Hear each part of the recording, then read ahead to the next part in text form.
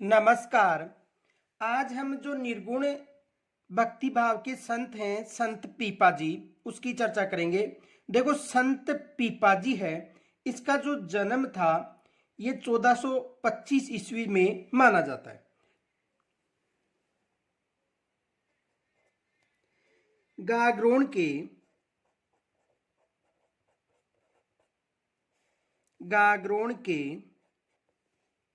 खींची राजपूत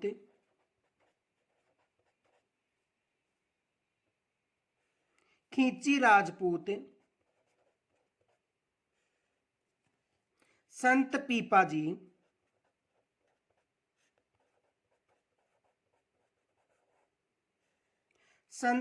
जी का जन्म 1425 ईस्वी में यानी अप्रैल माह में। किस माह में? अप्रैल माह में। तो 1425 ईस्वी में माना जाता है।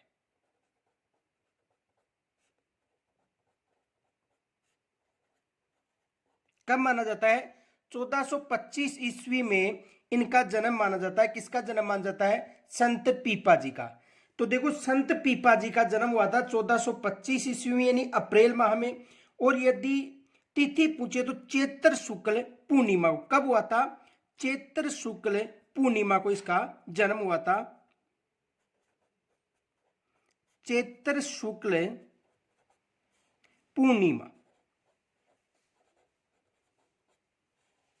कब हुआ था इनका जन्म? चैत्र शुक्ल पूर्णिमा को इनका जन्म हुआ था। किसका? संत पीपा जी का। देखो, संत पीपा जी के गुरु कौन थे? रामानंद जी थे। संत पीपा जी के गुरु रामानंद जी थे।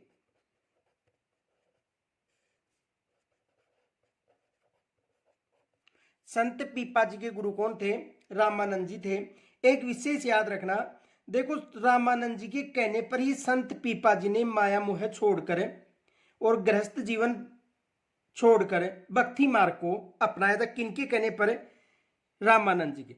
एक और याद रखना, देखो, रामानंद जी हैं, ये संत धन्ना के भी गुरु थे। किनके गुरु थे? संत धन्ना के भी गुरु थे। ये भी याद रखना, संत धन्ना के गुरु भी कौन थे? रामानंद जी।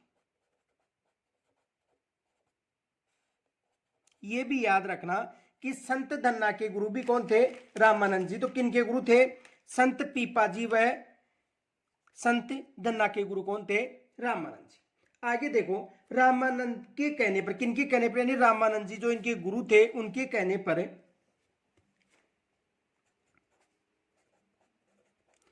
रामानंद के कहने पर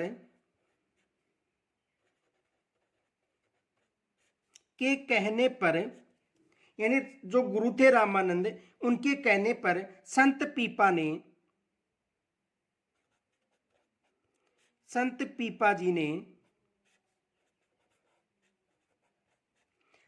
पीपा जी ने माया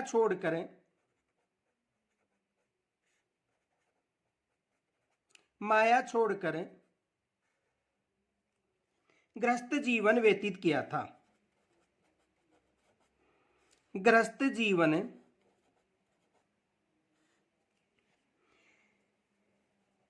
व्यतीत किया था।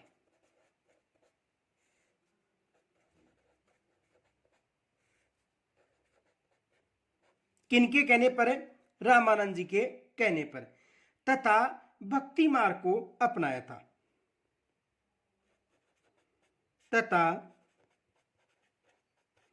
भक्ति मार्ग को अपनाया था।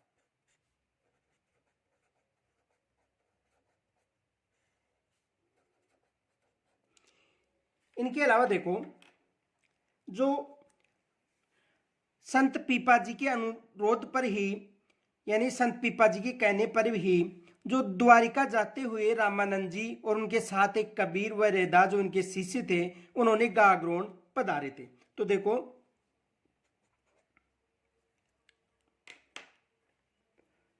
संत पीपा जी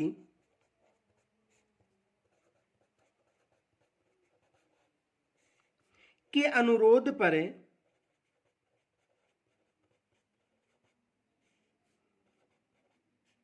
संत पीपा जी के अनुरोध पर द्वारिका जाते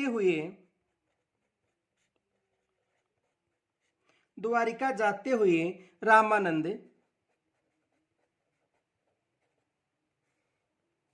और रामानंद के साथ उनके शिष्य कौन थे? कबीर, रामानंद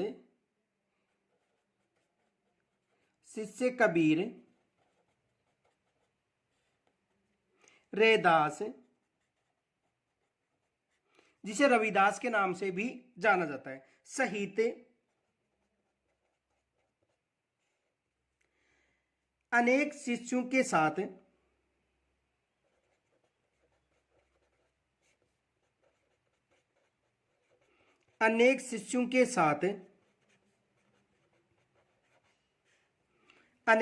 के साथ गागरोन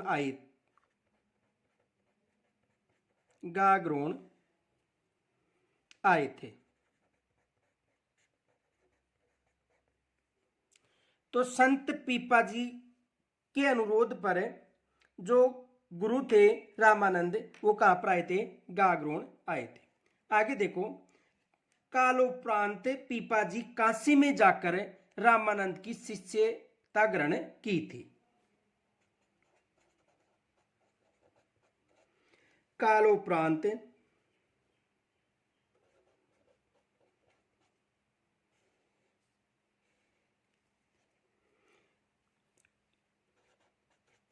पीपा जी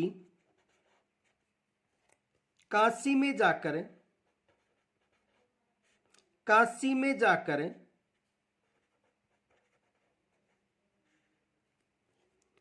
रामानंद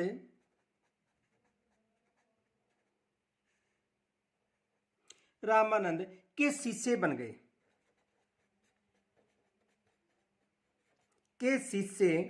गए। देखो, यहां से एग्जाम में प्रश्न बन सकता है। प्रश्न ये बन सकता है कि जो संत पीपा जी थे, उन्होंने रामानंद की शिष्यता कहां पर ग्रहण की थी? तो कहां पर ग्रहण की थी? काशी में जाकर। ये विशेष याद रखना। अब देखो, जब काशी में गए थे रामानंद जी, तो उसके बाद में जो पीपा जी है, उन्होंने राज्य त्याग दिया था। तो पीपा जी ने राज्य त्याग कर छोटी रानी सीता सहित उनके संग हो गए थे। तो देखो, पीपा जी, नोट विशेष याद रखना, नोट पीपा जी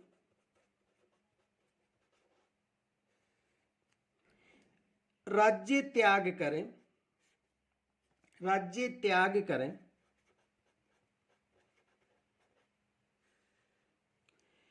छोटी रानी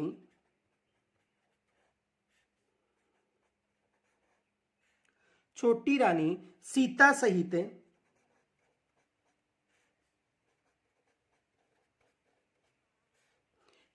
सहित उनके संग हो लिए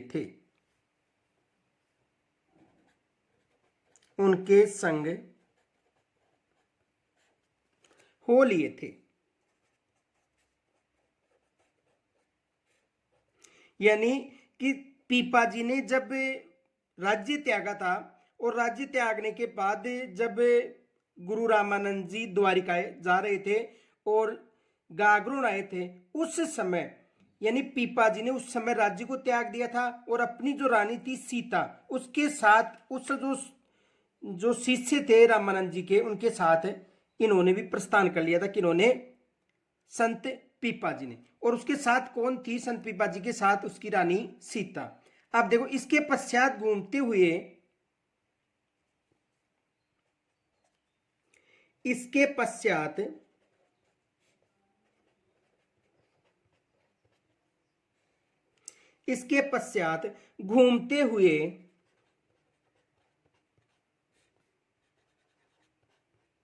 घूमते हुए वे टोडा कहां पर? टोंक। वे टोडा टोंक आए और वहां के शासक, और वहां के शासक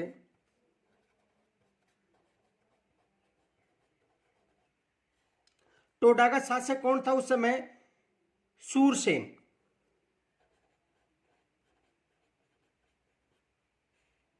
टोडा का शासक कौन था? सूरसेन। तो यानी कि जब उन्होंने उनकी शिष्यता ग्रहण कर ली थी, उसके बाद में जो उनकी रानी के साथ, किसके साथ चला गया था? रामानंद जी के साथ। कहां पर है? द्वारिका। तो उसके पश्चात घूमते हुए जब वो टोडा टोंक आए, और वहां के शासक कौन था? सूरसेन। को अपनी दौलत, को अपनी दौलत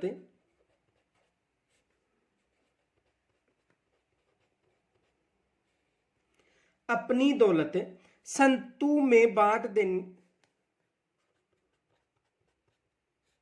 संतु में बांट देने पर,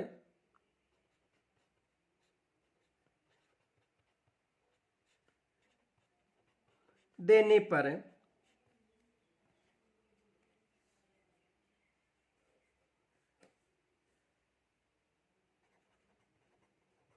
अपना शिष्य बनाया।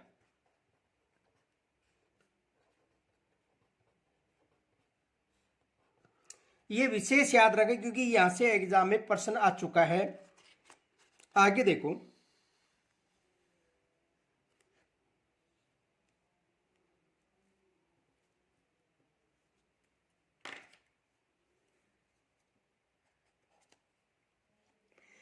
अनेक स्थानों पर यात्रा करते हुए, अनेक स्थानों पर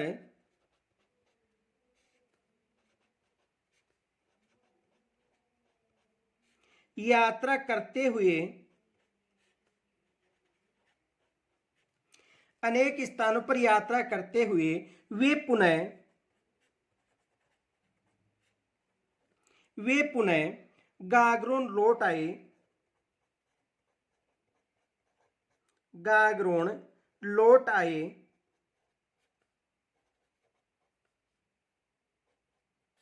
यानी अनेक स्थानों पर यात्रा करते हुए वे पुनः गागरोन लौट आए, और आहू तथा काली सिंध के पवित्र संगम पर उन्होंने गुफा में रहना प्रारंभ कर दिया था। और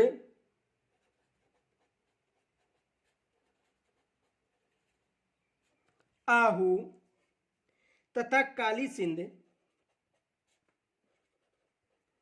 तथा काली सिंध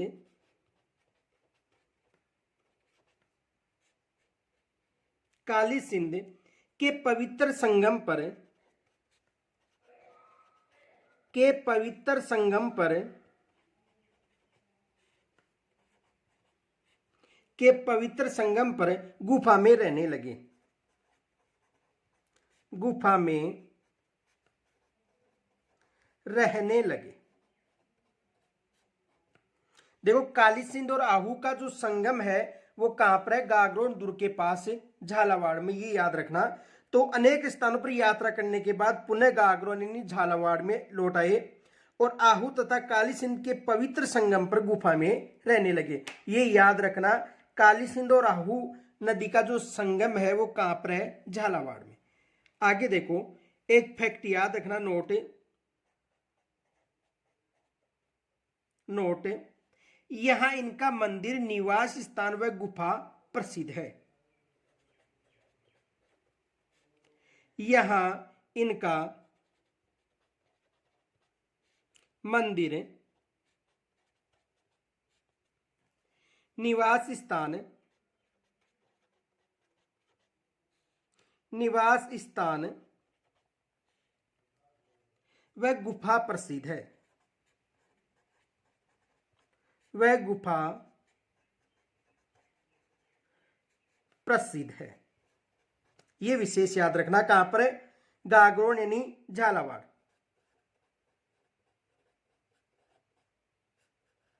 गागरोन यानी झालावाड़। ये विशेष याद रखना क्योंकि यहां से भी एग्जाम में प्रश्न आ चुका है। आगे देखो, देहांत के उपरांत,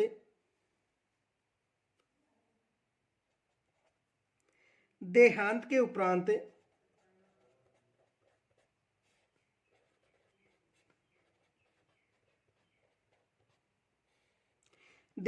उपरांत यहीं काली सिंध नदी के तट पर,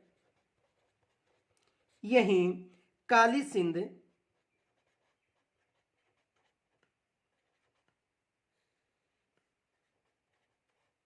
नदी के तट पर,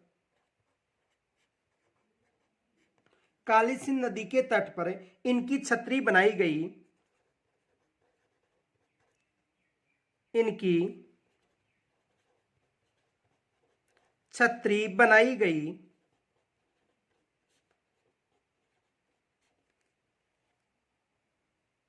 यहां इनके चरण चिन्ह जिनकी पूजा की जाती है, यहां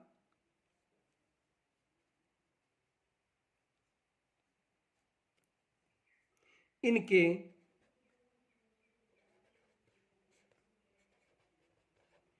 चरण चिन्ह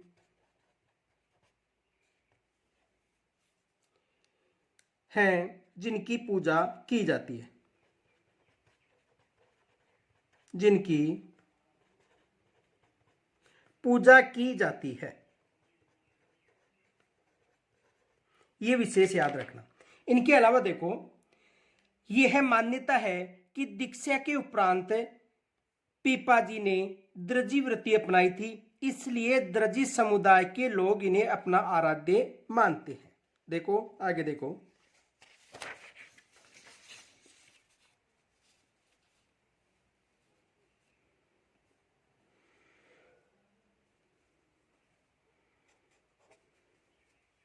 मान्यता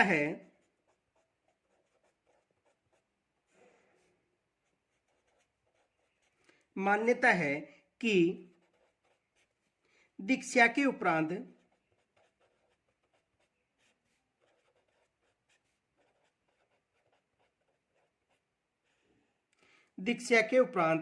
पीपाजी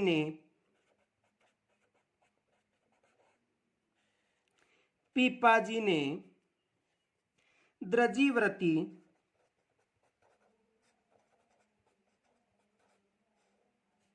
अपनाई थी,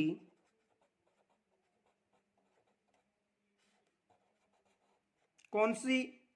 दर्जी। इसलिए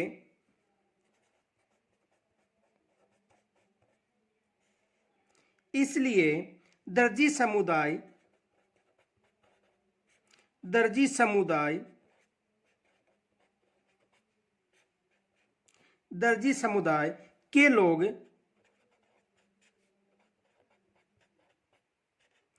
के लोग इन्हें अपना आराध्य मानते हैं, इन्हें अपना आराध्य मानते हैं।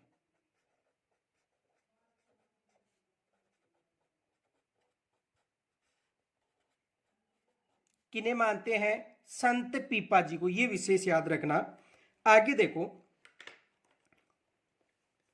तो देखो ये भी प्रश्न बन चुका है कि संत पीपाजी की पूजा कौन करते हैं। तो देखो, संत पीपाजी की जो पूजा है वो दर्जी समुदाय के लोग करते हैं। ये विशेष याद रखना। किस समुदाय के?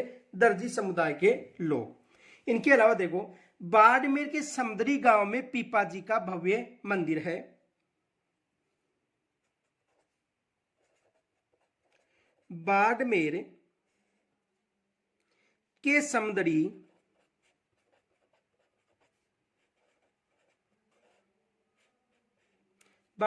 समदरी गांव में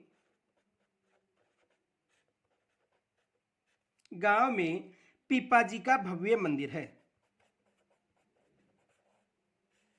पीपाजी का भव्य मंदिर है। पीपाजी का भव्य मंदिर कहां पर है? बाड़मेर के समदड़ी गांव में। ये भी याद रखना, बाड़मेर के समदड़ी गांव में पीपाजी का भव्य मंदिर है। इनके अलावा देखो, प्रतिवर्ष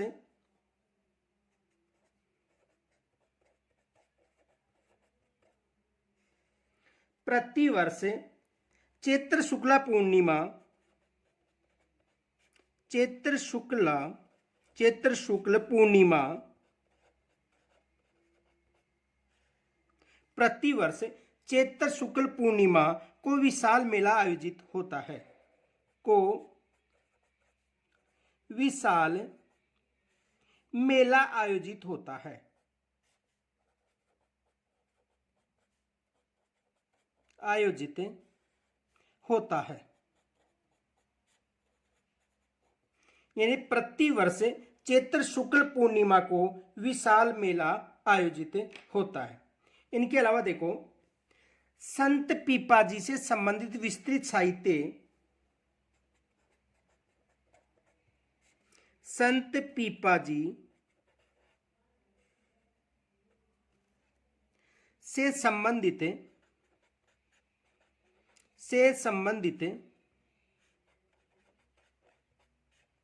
विस्तृत साहित्य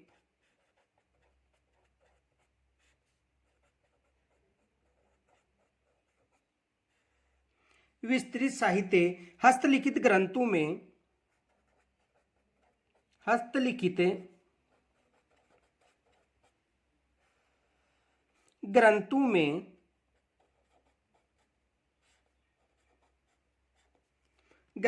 में हस्तलिखित ग्रंथों में उपलब्ध है।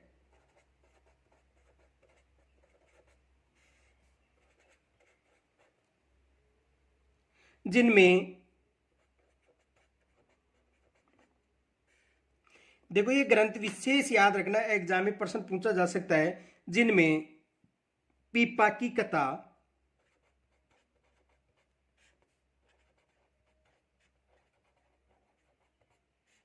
पीपा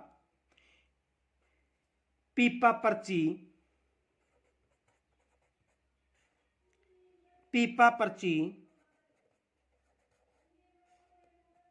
और पीपा की वाणी,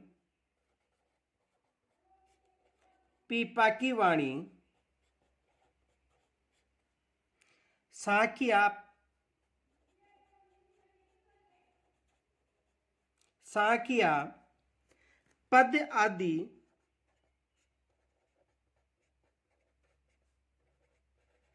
आदि है।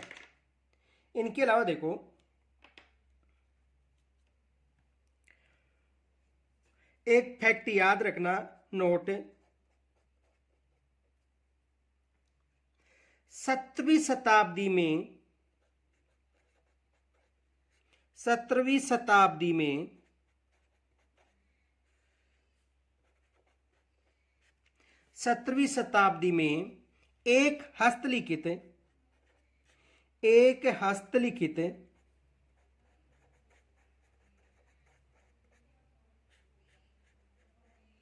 एक हस्तलिखित ग्रंथ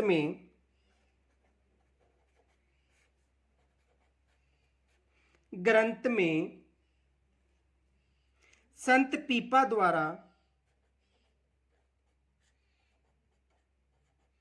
संत पीपा जी द्वारा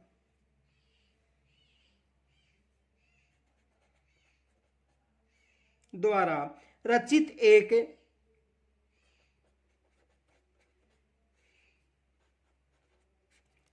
एक चितावनी नामक ग्रंथ भी प्राप्त हुआ है।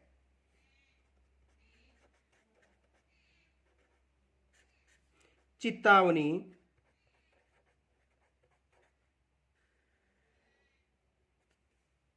नामक ग्रंथ भी प्राप्त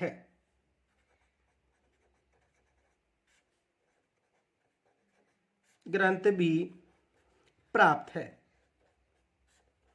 देखो, ये एग्जाम में पूछा जाता है कि जो चितावनी ग्रंथ है ये किनका ग्रंथ है, तो चितावनी किसका ग्रंथ है? संत पीपा जी का ग्रंथ है। इनके अलावा देखो,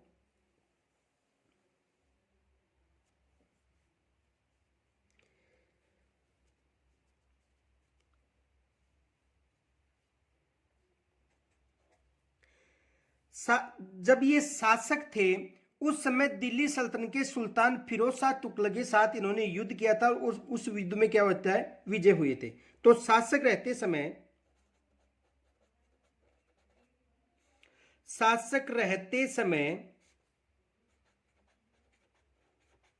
किसकी बात करें? संत पीपा जी की।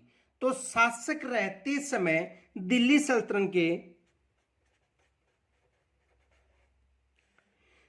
सल्तनत के सुल्तान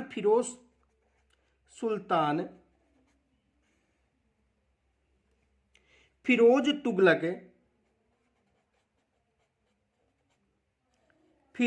तुगलक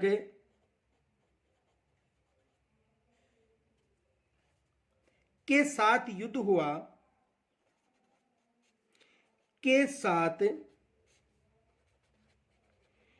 हुआ। किनके साथ युद्ध हुआ था? फिरोज तुगलक के साथ, जिसमें विजय रहे थे।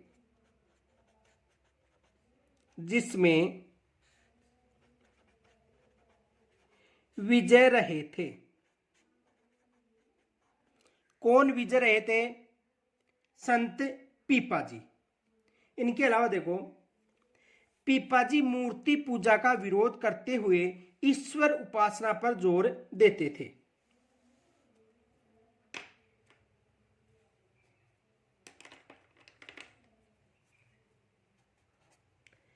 पीपा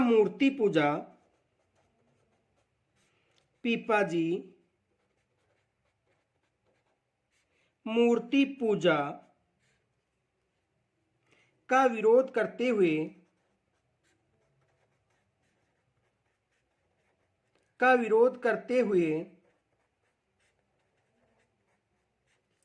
किसका विरोध करते हुए? मूर्ति पूजा का। ईश्वर उपासना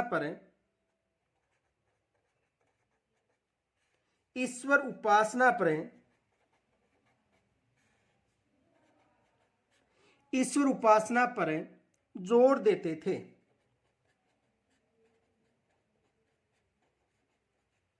ये भी याद रखना। इनके अलावा देखो, इनका मानना था कि ईश्वर की दृष्टि में सभी प्राणी समान हैं। इनका मानना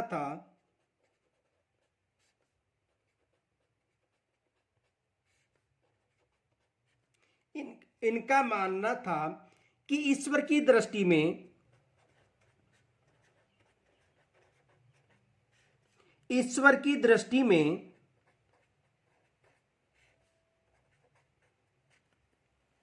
सभी प्राणी समान हैं। सभी प्राणी समान हैं। किनका मानना था? यानी संत पीपा जी का मानना था कि ईश्वर की दृष्टि में जो जितने भी प्राणी हैं वो सभी प्राणी क्या है? समान है। इनके अलावा देखो, पीपा जी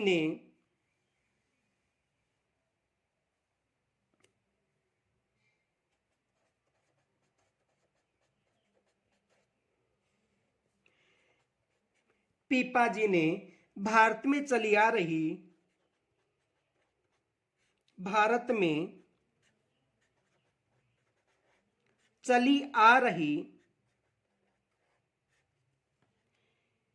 4 वर्ण व्यवस्था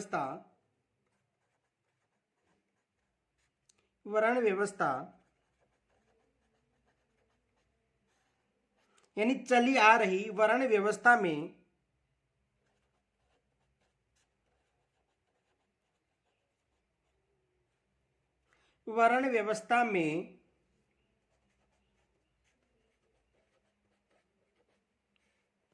नवीन वर्ग,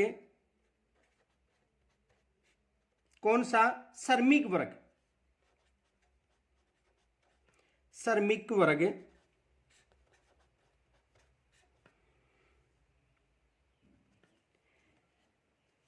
सर्जन करने में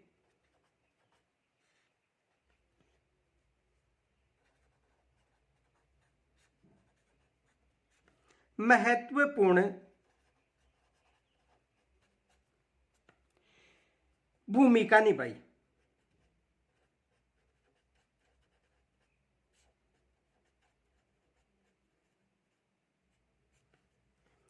तो इन्होंने कितनी वर्ण व्यवस्था बताई थी?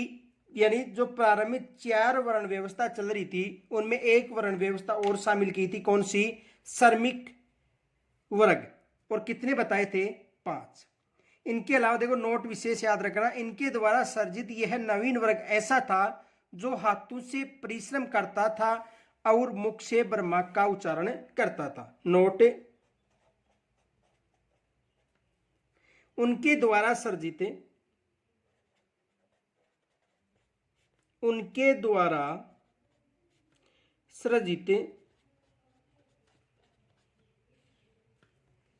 यह नवीन वर्ग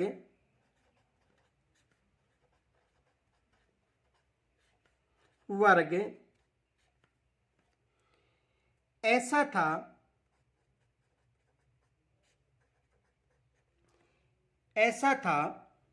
जो हाथों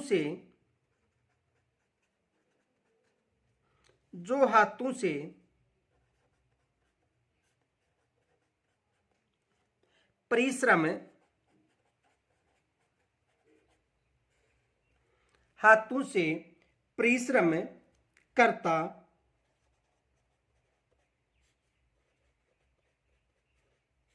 और मुख से ब्रह्मा का उच्चारण करता था, और मुख से या मुख में ब्रह्मा का उच्चारण करता था।